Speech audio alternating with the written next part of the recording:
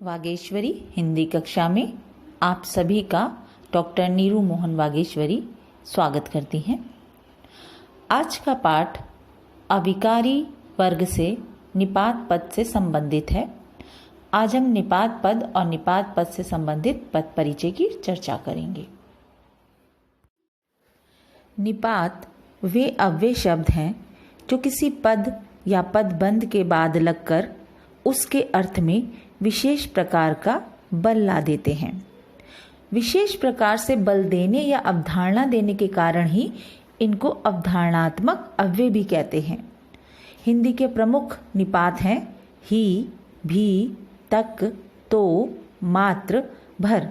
ये सभी पद हिंदी के निपात पद के अंतर्गत आते हैं।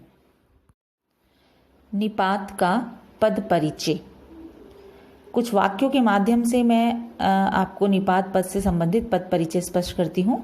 पहला वाक्य है, नौकरी मात्र से कुछ नहीं होगा, कुछ काम भी करना पड़ेगा। यहाँ मात्र जो पद आया है इस वाक्य में, ये निपात पद है, निपात अव्यय है। नौकरी संज्ञा पद पर बल देने का प्रकार्य मात्र पद कर रहा है। मात्र अव्यय पद नौकरी संज्ञा पद पर बल देने का प्रकार्य है। दूसरा आपके समक्ष वाक्य प्रस्तुत कर रही हूं, मैं तो उससे परिचित भर हूं। इस वाक्य में तो निपात अव्यय और भर निपात अव्यय का प्रयोग हुआ है। तो निपात अव्यय यहाँ पे प्रस्तुत हुआ है इस वाक्य में, और मैं सर्वनाम पद पर बल देने का प्रकार्य कर रहा है। सर्वनाम पद पर बल दे रहा है ये मैं पर। दूसरा है भर, ये भी निपात अव्यय है और परिचित होना क्रियापद पर बल देने का प्रकार्य कर रहा है।